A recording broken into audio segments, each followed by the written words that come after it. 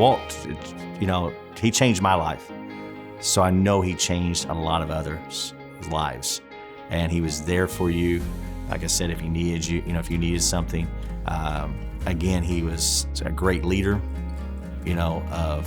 educational leader, somebody that I model every day, that I go in my building, just like others. It was that person. I have a collection of what I call wonderful Waltisms. And these are little pieces of words of advice he's given me through the years, or he's given my students. And I have held on to them and shared them with my family and my friends and my students. I literally just quoted some of his words 2 weeks ago with a friend. So not only was he this wonderful leader and mentor, but he was somebody that still touches all of our lives. Myself, Ryan Merriweather, Aaron Huff, and Tony Hamilton are all administrators, and Walt Lewis was our principal. And that, to me, is an important reason why he should be in the Hall of Fame. But we have 5 administrators in this school corporation that I have to think Walt Lewis, his leadership, how he was running his high school, the things that he allowed for us to experience had to have an impact on why we are doing what we're doing right now and why we're giving back to the community that I feel like gave us so much. And I think it starts with Mr. Lewis. She has this fun, inviting personality. So, if you're going to look around at a group and choose who you're going to sit with at an event or who you want to interact with, she's one of those people that you're drawn to. She's always funny. She's always very motivational. Just a lot of, I get emotional about things, a lot of mentoring and guidance that came from her probably made me the person that I am today in some way, shape, and form. So. Well, I think when folk have a love for themselves, their community in general, and your ethnicity or your race in particular, and your school corporation and your church, all those things kind of come out. And, some people have it, some don't. Some are willing to share, some aren't. And I think she's one that has been willing to share her resources and her time and her talent. And as a result, people like the school corporation and other places recognize what she's done and has benefited from it immensely. Steve currently serves as Dean at Stanford University of the School of Earth, Energy, and Environmental Sciences. And as Dean, he leads a team of 65 professors and 550 students, and they're engaged in finding ways to sustain the Earth's resources. It's been important to Steve to pay it forward. He was mentored by many excellent educators here when he attended school in the EVSC, and also professors that he had at Indiana University and then at Stanford, where he got his master's and his PhD. And someone that comes to mind especially is Gerald Kirkman. He was a chemistry teacher at North, and he mentored Steve throughout high school, always encouraging him in the field of science. And so Steve's interest continued to grow. And when he decided that he wanted to become a geology professor, he did that because he wanted to pay it forward. He had been inspired by Mr. Kirkman's mentorship and the mentorship of other educators he had had, and he wanted to work directly with students and be able to make a difference in their lives. Steve's one of those young men that, as a teacher, you recognize that they're going to be outstanding citizens later on. He was a leader. He was vice president, I think, of the National Honor Society, the Student Council. He was president of the senior class. He was outstanding as a student, but later on to IU, on to being a great leader at Stanford University. He just emboldens what I think the qualities of people who ought to be in the Evansville-Vandenberg School Corporation Hall of Fame.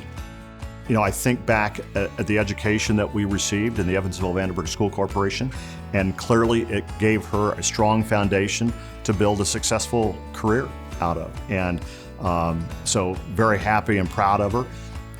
She has been, I think in many ways, a trailblazer in every role she's had, whether it was in Indianapolis or Chicago, whether it was with the Sun-Times or the Tribune. She was always looking for new ways, new innovative new innovative ways to tell stories, to lead newsrooms, and again, she's always been known as a leader in everything she's done.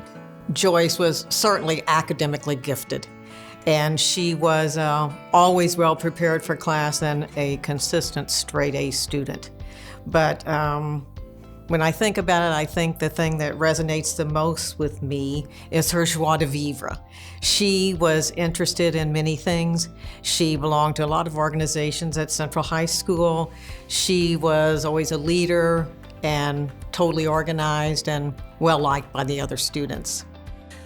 Joyce was sort of the classic, newspaper woman that had a, keen sense of what makes a good story, knows the city, knows how to position a story for the audience to make sure that the reader understands why they should care about it. I also never met anybody who was better at identifying and developing columnists than Joyce.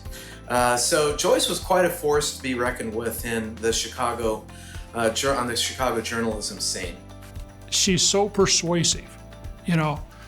She can invite you in and you can have a conversation, and pretty soon you're opening up about ideas, or you're opening up your wallet, and you leave thinking, well, isn't that wonderful? I got the opportunity to do that. She's so persuasive that she just brings you in and you willingly give. And most of all, she has a persistently positive attitude. Any challenge that we saw, she would tell us why it was worth doing, why we were going to be able to accomplish it, and so that positive attitude is probably one of the best things she brought to that job. But she brought so much more to it, and she was so interested in every aspect of it. And when you go to a meeting, she'd been to this group and she'd been to that group, and she went to the tryouts, and she went to the practice, and she went to the show and everything. She just immersed herself in the whole thing. Amy's really good at including everyone and making sure everyone feels important in whatever they're doing. And making sure, because especially in theater, there's different roles. You have the lead, and then you have the ensemble people, and then some other minor roles. But she was really good at making everyone feel that they're that lead, making sure that everyone feels like they're equal, and making everyone feel important. Jerry never forgot where he came from, his parents, Wrights High School in Evansville, Indiana. Along with that, Jerry steadfastly remained loyal and generous towards his friends. Regardless of his achievements and high positions, he remained loyal to those who've been close to him. Well, Dr. Oakley and his wife, both are Wrights graduates, they actually met at their 10-year class reunion, and both of them valued and pursued education. So they wanted to give back to Wrights and reward students who were planning to go into the field of education, one male and one female student. He was a happy person that enjoyed life, and he did his best to help others, and he always believed in giving people the opportunity to do something, and I think that's what he worked at in his years of retirement, was to provide opportunity and make things better. So that he was a good person in that way. She's magnetic in a lot of ways. I think that's the first thing. She draws people to her with her kindness and her compassion and her selflessness. When you're in the room with her, you are the most important thing to her. She wants to know what's going on in your life. She wants to know how everything is. She wants to know how you're feeling. She is that consummate, caring, nurturing person. She's just a wonderful person. When we rank the people in Evansville that have done great things for Evansville, this is the unsung hero, right? When you look at those teens, we could go back 35 years, right?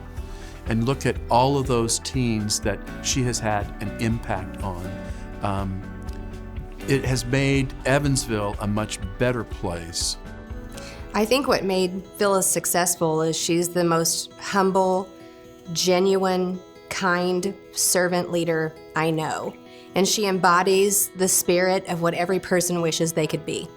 And so when you're around her, there's a gravity around her that makes you want to be with her, to do what she is doing, to impress her, to be of like mind and committed to the same things. And she's a hard person to turn down. Eric is very passionate about what he believes in. And there's several things that he believes in. One of them is very passionate for scientific integrity, just integrity overall.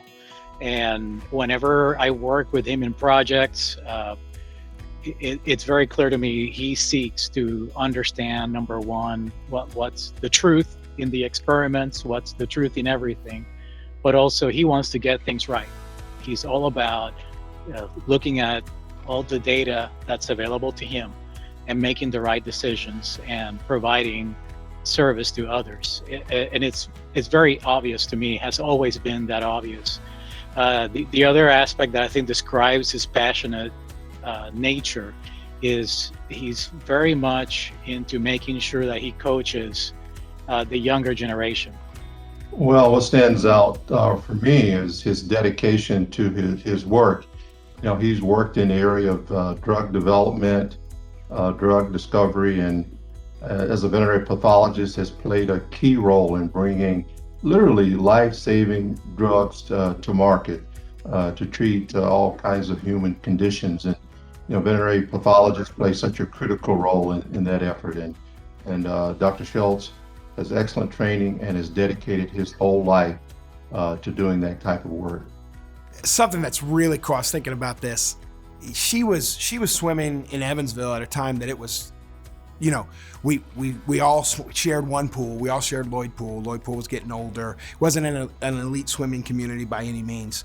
People were, some swimmers with her talent were jumping ship, going to different schools. She's EVSC 100%, always has been. When I met her, she was a 5th grader at Harper. Mom's a teacher in EVSC. She knew from day one she was going to swim in EVSC. She was going to be a Wrights Panther. And so her just, instead of leaving for something that might be greener, she was committed to making where she was as good as it could be. As a parent of a special needs kid, you always worry, is your child going to fit in? Are kids going to make fun of her and all that? And Lilly obviously was one that just was by her side as a friend. She had a heart of gold, still does, obviously. Again, she never thought of Melanie as a special needs friend. She was just a friend, and she still, talks about the fire that Melanie had on, the pool deck and stuff. She was just a very happy person, and I think Lilly's a very happy person, so they connected very well. You would hear from her friends who would say she made the Olympic time, but just a little late this time. She's going to be in the Olympics next time. But you would never hear that from Lilly. She was very humble. So she would, she'd come in and say, could I take my test early because I'm going to miss a few days. I have a swim meet. But she wouldn't say it was nationals or an international competition. She'd just say a swim meet. She wouldn't ask for extra time or, any less work. She kept up with everybody else doing the same thing, same time. Well, she was a leader for numerous reasons, but one was her sense of humor. We had a serious situation going on. Carol was able to bring that situation to light, but use her humor to try to get us through the rough parts. Focus directly on the issue at hand, but always with that feeling that we can do this, so let's get it done. So here's the problem, here's the situation, let's work through this. And then she would basically guide people and let them speak their mind and then pull it all together at the end. She had that ability to kind of herd people into an area and let them work through things with her as the leader. So she was outstanding with that. I think that you always knew that Carol was an exceptional person, but you didn't get that feeling when you worked with her. She made you feel like, I can do this. And she'd have these brilliant ideas, and she'd say, come on, you can do it. and it was all her idea, but she made you feel like, meh, maybe I was a part of it. You look up the word fame in the dictionary, and Archie Owen's picture is there. I mean, if anyone is deserving of that honor, he certainly is. And not only for his impact in Evansville, but across the state. Anywhere we would go with Archie, he always knew someone or someone always knew him. He was very fun to be around. He made practices fun. He made the games fun. He was a fun guy to be around. He had all kinds of sayings that he would use occasionally. He'd always just say, football is a tough game for tough guys, and there's not many tough guys left in this world. He used to say that he was raised in the last house on Tough Street. The vast majority of the young men who played for him went on to be just like him, great son, great husband, and great fathers. And I think that is the legacy that is still going on to this day, although Archie's been gone for some time. He's passed that on to so many young men who are now passing it on to their children. And that, to me, will be his lasting legacy. That's his legacy to me, that I'm one of Archie's boys, has tried to be the best son, husband, and father that I could be. Well, there are not enough complimentary words to describe the life of Louise Owen. I will always remember her generous heart and her many lessons that she taught me and others. The Owen family will always be regarded as one of our community's most treasured families. They were admired, respected, and always set the bar high for the rest of us. Louise was truly a complete person. She was a successful athlete, coach, teacher, and most importantly, a wonderful wife to Archie and a devoted mother to her 4 children. You got a man who has literally given his whole life.